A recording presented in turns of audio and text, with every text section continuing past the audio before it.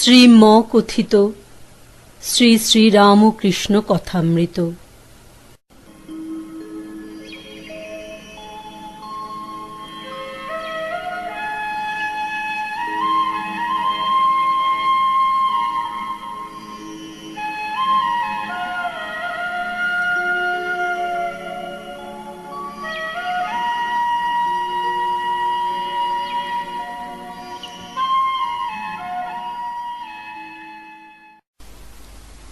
চতুর্থ পরিচ্ছেদ।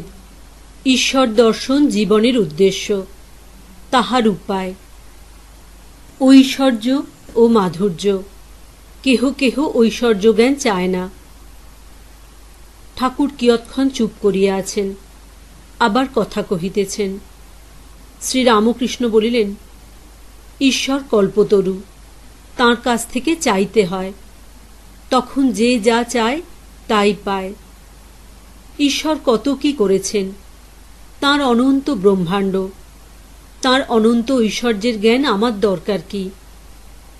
আর যদি জানতে ইচ্ছা করে, আগে তাঁকে লাভ করতে হয়, তারপর তিনি বলে দেবেন। যদু মল্লিকের কখানা বাড়ি, কত কোম্পানির কাগজ আছে, এসব আমার কি দরকার? আমার দরকার জোরশো করে বাবুর সঙ্গে আলাপ করা। তা পগার ডিঙিয়েই হোক, প্রার্থনা করেই হোক, বা দারবানের ধাক্কা খেয়েই হোক। আলাপের পর কত কি আছে একবার জিজ্ঞাসা করলে বাবুই বলে দেয়। আবার বাবুর সঙ্গে আলাপ হলে আমলারাও মানে। সকলের হাস্য। কেউ কেউ ঐশ্বর্যের জ্ঞান চায় না। সুরির দোকানে কত মন মদ আছে, আমার কি দরকার? আমার এক বোতলেতেই হয়ে যায়। ঐশ্বর্য জ্ঞান চাইবে কি? যেটুকু মদ খেয়েছে তাতেই মত্ত।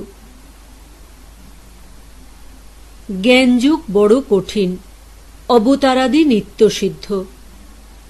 ভক্তিযোগ, জ্ঞানযোগ এ সবই পথ। যে পথ দিয়েই যাও তাকে পাবে। ভক্তির পথ সহজ পথ, জ্ঞান বিচারের পথ কঠিন পথ।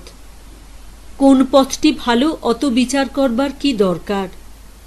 বিজয়ের সঙ্গে অনেকদিন কথা হয়েছিল। বিজয়কে বললাম, একজন প্রার্থনা করত, হে ঈশ্বর, তুমি যে কি, কেমন আছো, আমায় দেখা দাও।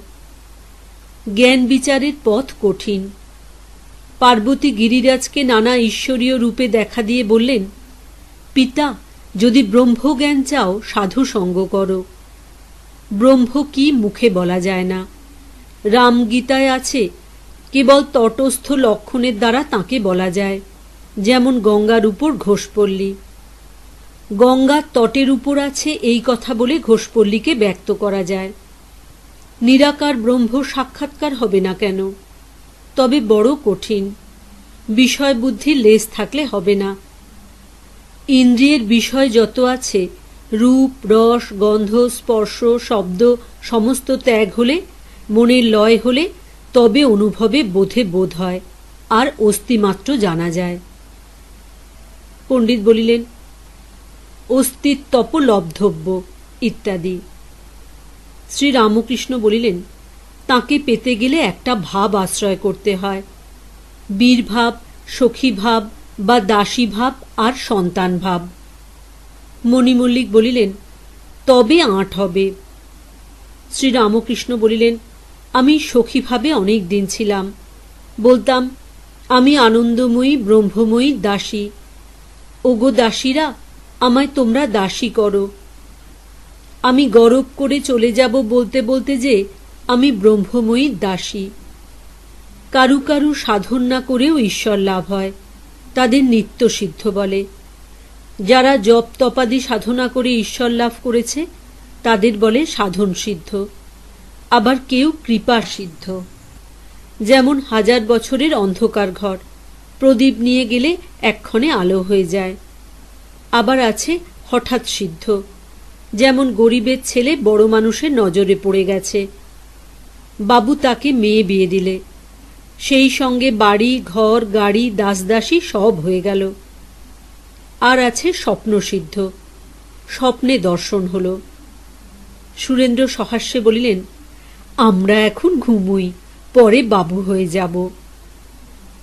শ্রীরামকৃষ্ণ সস্নেহে বলিলেন, তুমি তো বাবুই আছো, কয়ে আকার দিলে কা হয়, আবার একটা আকার দেওয়া বৃথা, দিলে সেই কাই হবে।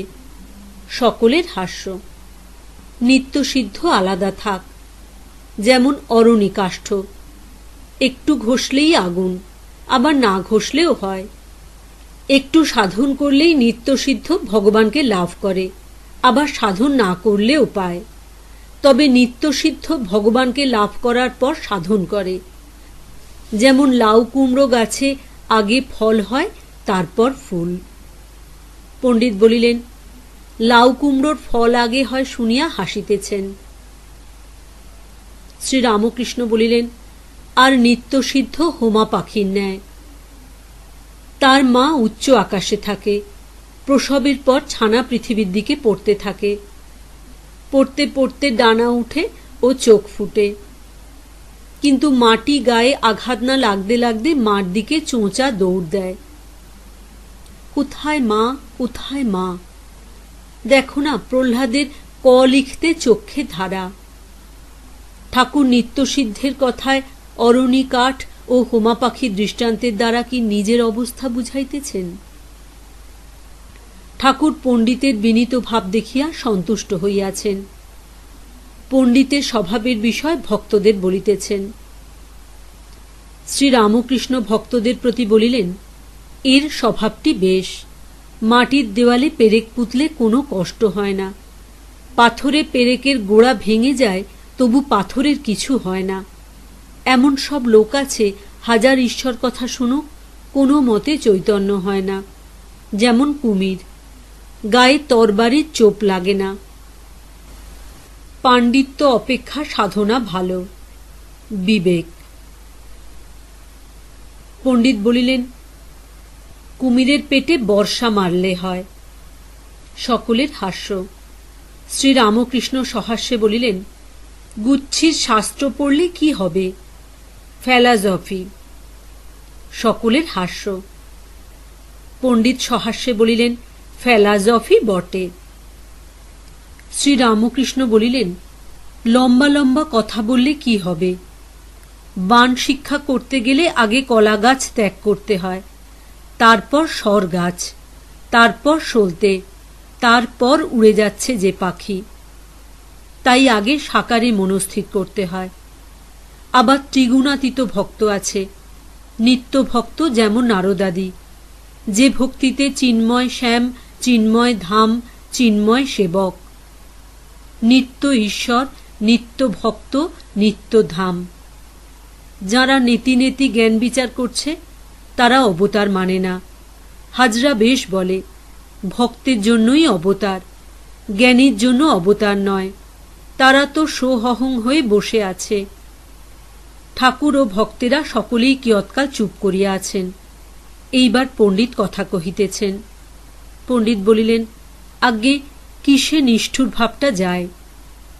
হাস্য দেখলে মাংসপেশি স্নায়ু মনে পড়ে, শোক দেখলে কিরকম নার্ভাস সিস্টেম মনে পড়ে। শ্রীরামকৃষ্ণ সহাস্যে বলিলেন, নারায়ণ শাস্ত্রী তাই বলতো, শাস্ত্র পড়ার দোষ, তর্ক বিচার এইসব এনে ফেলে। পণ্ডিত বলিলেন, আজ্ঞে উপায় কি কিছুই নাই? একটু মার্দব। শ্রীরামকৃষ্ণ বলিলেন, আছে, বিবেক। একটা গান আছে, বিবেক নামে তার ব্যাটারে তত্ত্বকথা তাই শুধাবি। বিবেক, বৈরাগ্য, ঈশ্বরে অনুরাগ, এই উপায়।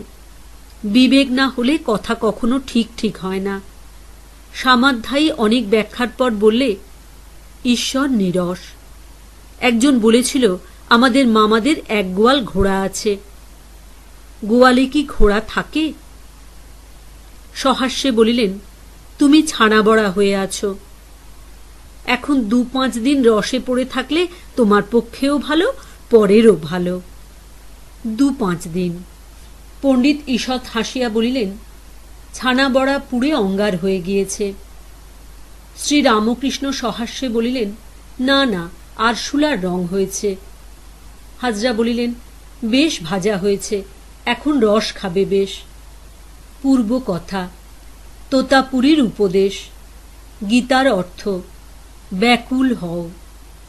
শ্রীরামকৃষ্ণ বলিলেন, কি জানো, শাস্ত্র বেশি পড়বার দরকার নাই, বেশি পড়লে তর্ক বিচার এসে পড়ে। ন্যাংটা আমায় শেখাতো, উপদেশ দিত, গীতা 10 বার বললে যা হয় তাই গীতার সার, অর্থাৎ গীতা গীতা 10 বার বলতে বলতে ত্যাগী ত্যাগী হয়ে যায়। উপায় বিবেক, বৈরাগ্য আর ঈশ্বরে অনুরাগ। কিরূপ অনুরাগ? ঈশ্বরের জন্য প্রাণ ব্যাকুল, যেমন ব্যাকুল হয়ে বৎসের পিছে গাভী ধায়।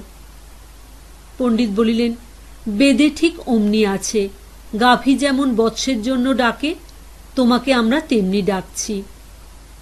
শ্রীরামকৃষ্ণ বলিলেন, ব্যাকুলতার সঙ্গে কাঁদো, আর বিবেক বৈরাগ্য এনে যদি কেউ সর্বত্যাগ করতে পারে তাহলে সাক্ষাৎকার হবে। সে ব্যাকুলতা এলে উন্মাদের অবস্থা হয়, তা জ্ঞান পথেই থাকো আর ভক্তি পথেই থাকো। দুর্বাসার জ্ঞানোন্মাদ হয়েছিল। সংসারীর জ্ঞান আর সর্বত্যাগীর জ্ঞান অনেক তফাৎ। সংসারীর জ্ঞান দ্বীপের আলোর ন্যায় ঘরের ভিতরটি আলো হয়, নিজের দেহ ঘরকন্না ছাড়া আর কিছু বুঝতে পারে না। সর্বত্যাগীর জ্ঞান সূর্যের আলোর ন্যায়, সে আলোতে ঘরের ভিতর বার সব দেখা যায়। চৈতন্যদেবের জ্ঞান সৌরজ্ঞান, জ্ঞান ও সূর্যের আলো। আবার তাঁর ভিতর ভক্তিচন্দ্রের শীতল আলোও ছিল। ব্রহ্মজ্ঞান, ভক্তিপ্রেম দুইই ছিল। ঠাকুর কি চৈতন্যদেবের অবস্থা বর্ণনা করিয়া নিজের অবস্থা বলিতেছেন? জ্ঞানযোগ, ভক্তিযোগ, কলিতে নারদীয় ভক্তি। অভাবমুখ চৈতন্য আর ভাবমুখ চৈতন্য। ভাবভক্তি একটি পথ আছে, আর অভাবের একটি আছে। তুমি অভাবের কথা বলছো, কিন্তু সে বড় কঠিন ঠাঁই গুরু শিষ্যে দেখা নাই। জনকের কাছে সুখদেব ব্রহ্মজ্ঞান উপদেশের জন্য গেলেন। জনক বললেন, আগে দক্ষিণা দিতে হবে, তোমার ব্রহ্মজ্ঞান হলে আর দক্ষিণা দেবে না, কেননা তখন গুরু শিষ্যে ভেদ থাকে না।